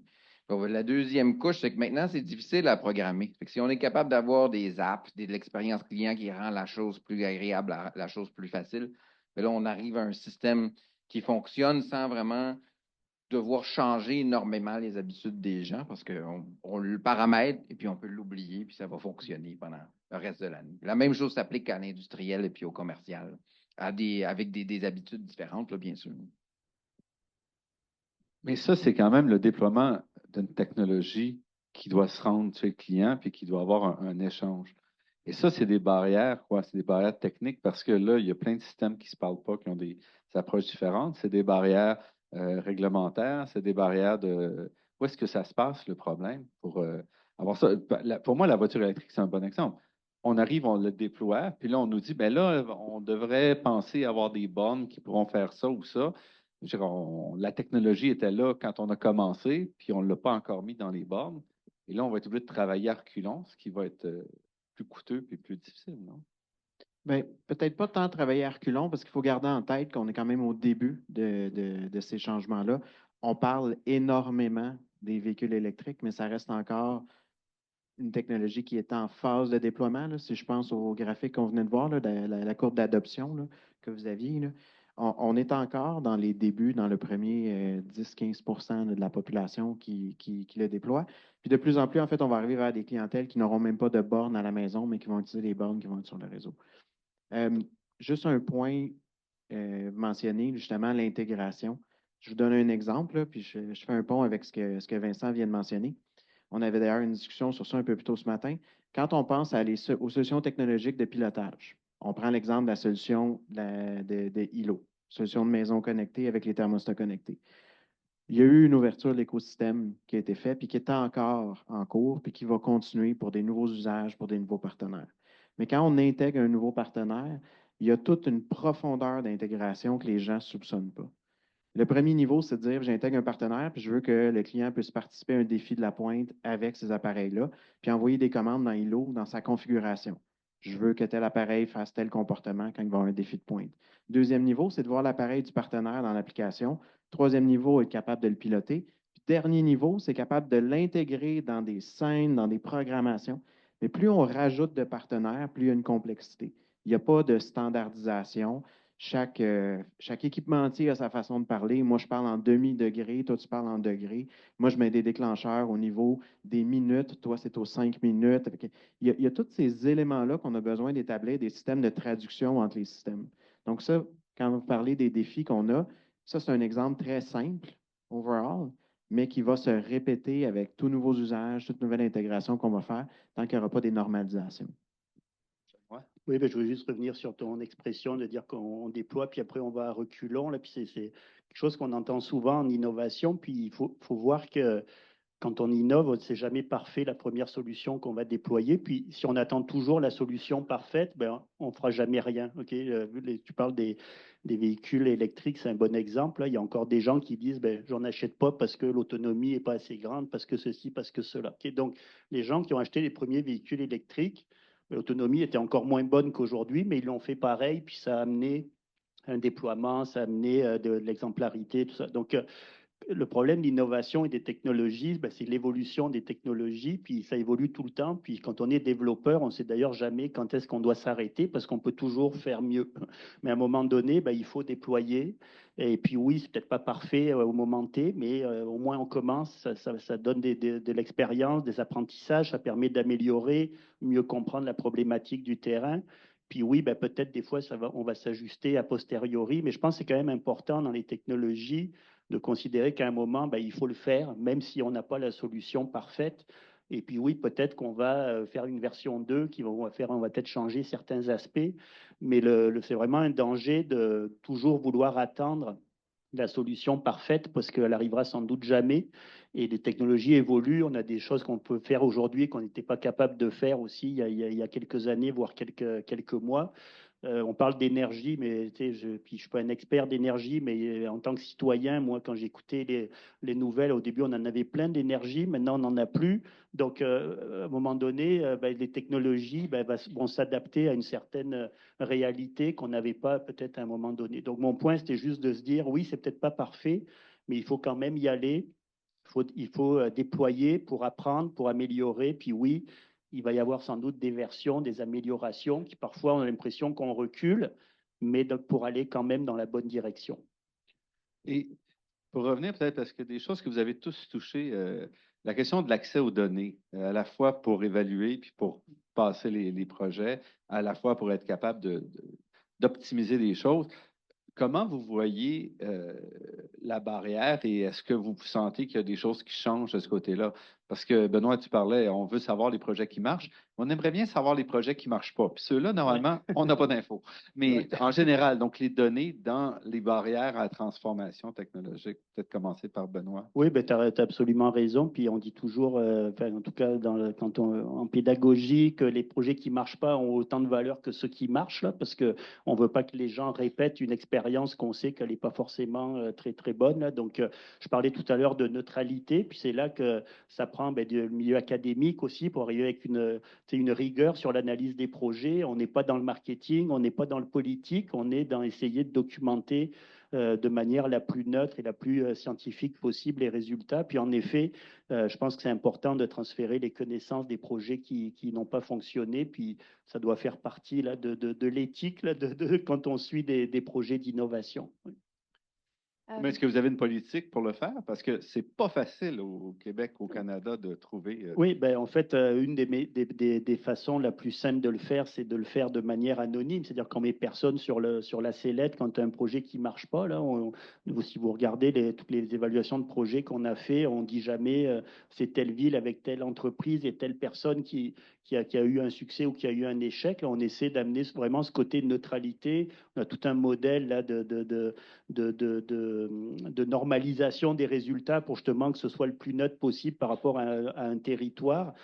Donc, ça fait partie de la méthodologie en effet, de ne pas dire, ben oui, c'est telle personne qui s'est trompée ou qui a fait un mauvais choix. Ben ça, c'est sûr que ce n'est pas une bonne approche. Donc, tout le côté, comment on arrive à essayer de rendre le plus neutre possible avec des indicateurs qui ne mettent pas en lumière certains acteurs en particulier. Et puis aussi, ben souvent un projet, puis je termine là-dessus, c'est que quand on va bâtir la connaissance, pas juste sur un projet, hein, c'est souvent sur 2, 3 projets, puis on va mutualiser les apprentissages. Donc ce côté mutualisation, ben, il évite aussi de pointer du doigt certaines entités. Donc on est beaucoup sur des notions ben, d'anonymat, territoire représentatif. Donc on a développé tout un modèle d'une ville fictive, là par exemple chez IVEO, qui déploie des projets. Puis tous les projets sont faits dans cette ville fictive. Là. Donc le maire ou la mairesse de cette ville fictive, c'est un champion, il a tout fait, il a tout essayé. Donc c'est des méthodologies comme ça qu'on a essayé de mettre en place. Louise? Moi, je commenterais plutôt sur le côté accès aux données. En fait, étant dans le milieu universitaire, souvent, nous, ce qu'on recherche, c'est ces fameuses données pour être capable de travailler avec. Le Canada n'est pas un champion en termes d'accessibilité de données pour le secteur de l'énergie. Ça s'améliore. Il y a, je pense, 3, 4 ans, il y a eu le Centre d'information d'énergie au niveau canadien qui a ouvert, enfin, qui a mis en place un certain nombre de données, de tableaux, etc. Mais on se rend compte qu'il y a encore beaucoup d'enjeux, des fois, de confidentialité. Donc, ça rend difficile d'avoir des qualités pour les données. Et quand on se compare à notre voisin, par exemple aux États-Unis, avec le département d'énergie ou des laboratoires nationaux comme le NREL, où ils ont vraiment des bases de données qui sont accessibles, qui sont structurées, qui sont normalisées, qui sont standardisées, ça change quand même beaucoup la donne. Pour un exemple très simple, j'essaye de travailler avec des modèles de bâtiments unifamiliaux, puis pour le moment, je n'ai pas encore trouvé des modèles qui soient exactement comme pour le Québec, qui soient accessibles tout public. Pour le sens, je connais des professeurs qui le développent, c'est en cours. Je pense que certaines compagnies les ont, mais d'un point de vue de accessible tout public, c'est pas encore disponible. C'est beaucoup, souvent, ça vient des États-Unis. Or, il y a des différences des fois qui peuvent être majeures quand on fait des mises à l'échelle de ce genre d'études. Donc, je pense que ça s'améliore au Canada. On peut encore mieux faire. Vincent?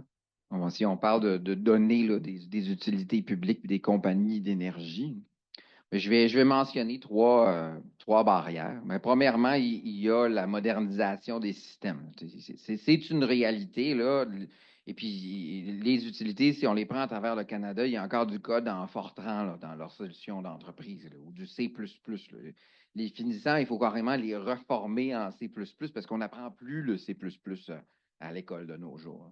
Puis bon, ben ça, c'est normal. Là. Au Canada, on veut des tarifs énergétiques très bas. Hein, ça veut dire qu'on limite les investissements numériques et en capitaux là, dans les différents systèmes. Ça, c'est une chose. Et puis, bon, ben, on sait que pour donner accès à de la donnée, ça prend de la cybersécurité. Il faut protéger la confidentialité des propriétaires de la donnée, c'est que des consommateurs par exemple. Donc, ça prend une modernisation. Deuxièmement, la qualité de la donnée. C'est pas évident nécessairement que la donnée est de qualité. Parfois, on a à peu près 150 distributeurs à travers le Canada. Et ces distributeurs-là, ils possèdent des câbles, des transformateurs, des postes. Et puis, bon, ben, la donnée a été mise à jour par leurs travailleurs de terrain sur une durée de 10, 15, 20 ans. Est-ce que cette donnée-là est complètement de qualité? Si on la révèle au marché, puis vous prenez des décisions d'investissement ou des décisions d'innovation sur la base de ces données-là, puis vous vous rendez compte que cette donnée-là n'était pas de bonne qualité, votre décision est mauvaise. Vers qui vous allez vous retourner? Il va y avoir des poursuites. Puis le troisième barrière, c'est il faut aussi que ces solutions-là soient au bon moment quand elles ont besoin. C'est que le besoin est mère d'innovation. Bon, l'exemple en Finlande que j'ai présenté, par exemple, ça vient un peu de la déréglementation du secteur de l'électricité. On a déréglementé le secteur de l'électricité. Il y a toutes sortes de fournisseurs tout d'un coup qui commencent à offrir de l'électricité à plein de clients. Bon, ben alors, ce besoin-là a été mère d'innovation. Même chose en Australie. Bon, ben, on a des panneaux solaires photovoltaïques sur un ménage sur toit. On n'est pas rendu là au Québec. Là. Cette innovation-là, ce partage de données-là n'aurait peut-être pas de pertinence. Je pense que je ne pourrais pas le vendre à Hydro-Québec en ce moment si ce n'est pas un besoin. Jean-Pierre? Bien, ce que j'ajouterais, là, les exemples de Vincent là, par rapport aux utilités sont très bons. Ce que je rajouterais, c'est qu'il faut garder en tête aussi qu'on vit avec un héritage des systèmes qui ont été bâtis avant.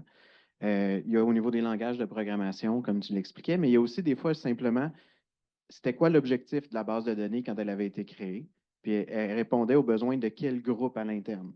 Puis les besoins d'aujourd'hui, souvent, ne sont pas du tout les mêmes. Un des défis qu'on va vivre souvent de notre côté, c'est mais j'ai des offres, j'ai des programmes, je regarde comment mon client performe au niveau de mes programmes, mais je n'ai pas nécessairement le miroir de ce client-là au niveau de sa consommation. Donc, c'est des bases de données qui vont être différentes. Puis il y a des raisons légitimes pour ça. Je vais être capable de donner un appui financier, pas uniquement à la personne qui a un compteur d'Hydro-Québec.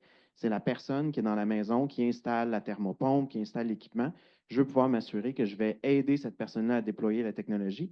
Mais si je viens rajouter un requis de dire veuillez vous identifier en tant que tel numéro de compteur, ça devient difficile pour la personne dans son processus d'achat. Mais moi, de l'autre côté, ça me rajoute mon défi de faire attacher ces deux bases de données-là ensemble, puis être capable de faire des extractions, puis être capable de faire des analyses.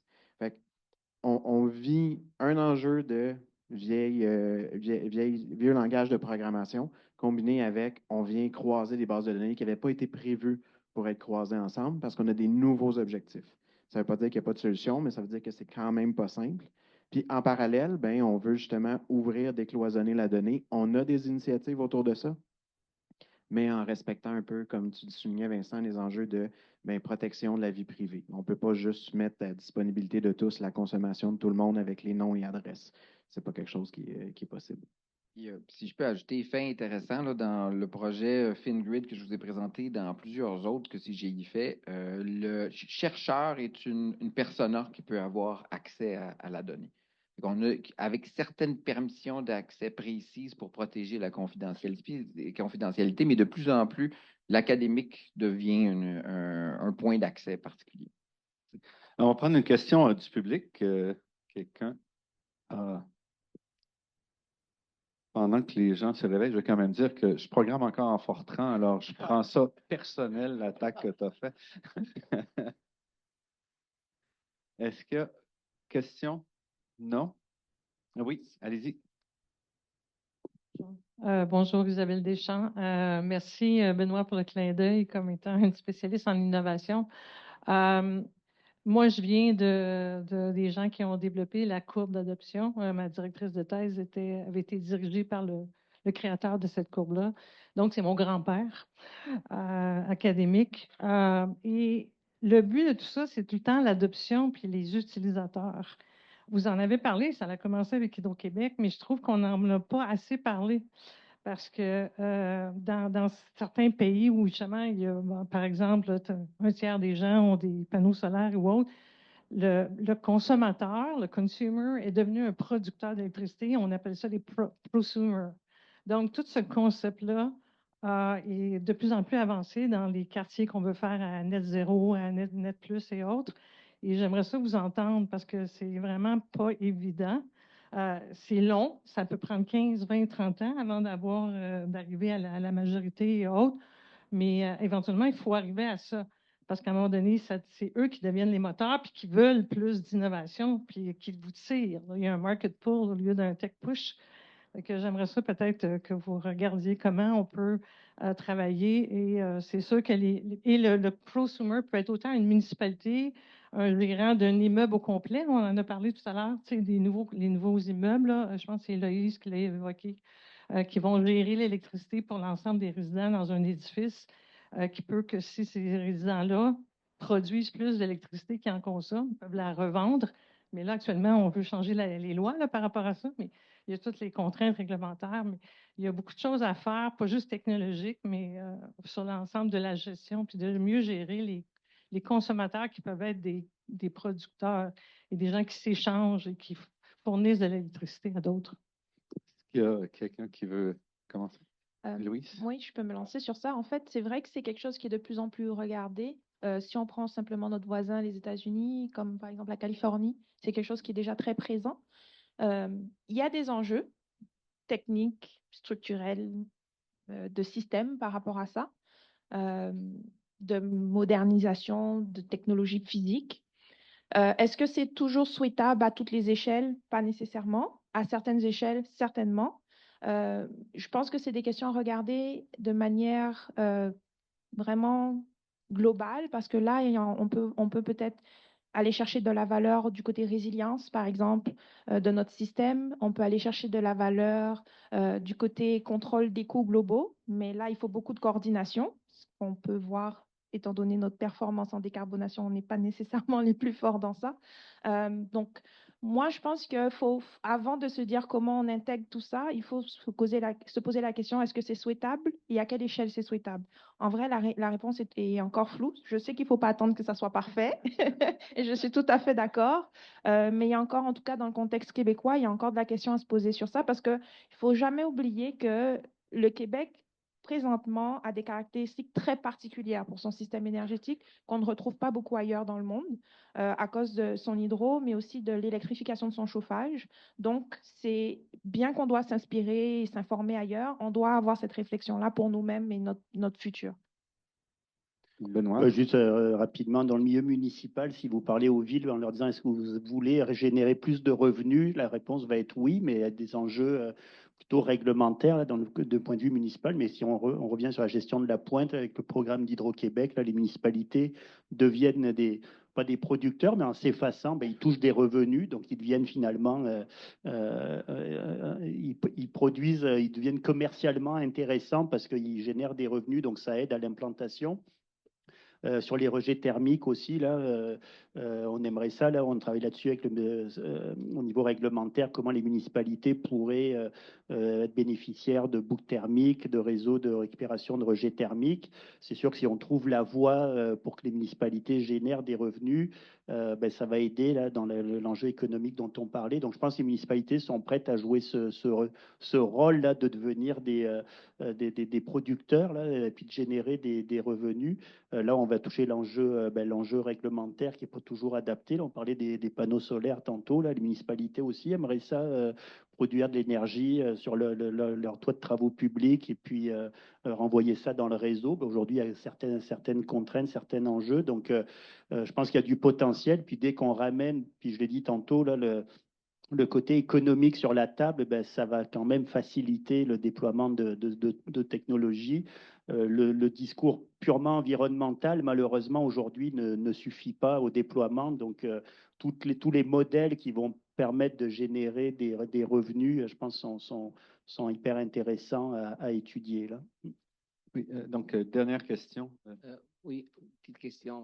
Moi, j'aimerais bien écouter sur la stratégie. C'est quoi la stratégie ou votre vision sur que le client devient participatif, en particulier pour l'introduction de V2X, où le client il devient micro ou nano-producteur solaire, géothermique, etc. Tu parles, Karim. Ah, ouais. Je vois que tu me regardes. Bon, mais moi, je vais rester je vais pas toucher le côté résidentiel. C'est pas notre mandat, là, mais par exemple, actuellement, on travaille avec la ville de Victoriaville, là, avec des anciennes filiales d'Hydro-Québec, Cléo, là, sur des bornes bidirectionnelles, pour regarder justement comment le parc de véhicules électriques de la ville pourrait servir dans de la résilience ou de renvoyer de l'énergie. Donc, c'est des modèles qu'on essaie d'étudier. On est encore très tôt dans ce projet, mais c'est des avenues où il faut encore une fois expérimenter, tester. Puis si on voit que ça génère des économies importantes, que la ville gagne en résilience, ça va être des arguments qu'il va falloir mettre sur la table pour pousser d'autres municipalités à le déployer. Donc je reviens dans mon fameux cycle expérimentation, transfert de connaissances pour pousser à l'adoption. Mais c'est des tendances qu'on regarde, là, c'est sûr. Ouais. Alors, les villes ont peut-être des enjeux économiques plus importants qui font qu'ils seront prêts à passer à l'action peut-être plus que les résidents, parce que, je l'ai dit, la personne aime voir ses taxes augmenter de 10% là, chaque année. Donc, il faut absolument que les municipalités travaillent sur toutes les actions qui peuvent permettre de générer des gains économiques. Est-ce que quelqu'un d'autre veut... Moi, ce que j'ajouterais, c'est que, dans le fond, du côté d'Hydro-Québec, par rapport aux clients participatifs, on a des programmes de recherche spécifiquement sur ça, qui regardent autant le côté technologique, donc quelles technologies vont se déployer chez les différents clients, comment tout ça va s'interfacer avec le réseau. Mais on regarde aussi le côté, je veux dire social, ce n'est pas le bon terme, là, le côté un peu plus humain, l'acceptabilité qui est associée justement à ce client participatif-là. Par exemple, simplement le fait que quelqu'un aurait un véhicule bidirectionnel, puis que là, on pourrait envoyer des commandes pour que la recharge soit non seulement déplacée dans le temps, mais que la batterie se redécharge vers la maison ou vers le réseau. C'est quoi l'acceptabilité du client? Que ses propres équipements fassent maintenant partie du grand réseau et fournissent un service. On le voit aujourd'hui dans nos programmes, c'est tout le temps des approches de déplacement ou d'effacement. Donc, il n'y a pas encore tant de bidirectionnalité. C'est purement une question de dire je ne recharge pas à ce moment-là, je recharge à un autre moment. Puis, il faut penser aussi qu'au niveau de la chauffe de la maison, c'est le même ordre d'idée. C'est juste que le stockage se fait dans l'air de la maison. C'est un peu le concept avec les thermostats. Mais là, on va à l'étape d'après. On va utiliser des équipements du client pour des bienfaits pour le client et pour le réseau. Donc, on regarde tous ces axes-là là, au centre de recherche. Vincent, brièvement. Bon, alors, le client participatif ou le prosumer, je pense qu'il faut se rappeler aussi que c'est un fournisseur. C'est un client, mais c'est aussi un fournisseur. C'est que la réglementation, ce qu'elle fait, c'est qu'elle demande aux fournisseurs, elle demande à l'utilité publique de faire de l'approvisionnement, mais au plus moindre coût. C'est bien de générer un revenu pour le client participatif, mais est-il compétitif contre d'autres fournisseurs? Puis ça, il ne faut pas jeter le bébé avec l'eau du bain. Fait que c'est important parce qu'on veut notre électricité là, à coût abordable. Là, puis je pense que c'est important pour le Québec. C'est qu'il faut regarder un peu les endroits où on a besoin d'innovation parce que c'est des coins dans le réseau qui sont coincés dans les réseaux municipaux, par exemple. On doit faire de gros investissements dans les nouveaux postes et des nouvelles lignes. Puis ça, en Amérique du Nord, c'est de plus en plus populaire. On appelle ça là, en anglais du non-wire alternative. C'est qu'on va cibler des points de besoin en innovation parce que sinon, se fournir en amenant une ligne de transport, une autre ligne de distribution, ça serait très dispendieux. Alors, on peut faire du client participatif dans ces zones-là en particulier. Puis peut-être vers le futur, que ça va se démocratiser, puis ça sera dans d'autres quartiers. Merci beaucoup. Merci à vous quatre. Pour avoir lancé le bal et on va suivre toute la journée. Donc, il y a quelques minutes, une pause de 20-25 minutes. Et, On recommence à 11 heures. On va aller vous chercher avec une cloche dans mon parfait. sac. Bon, merci.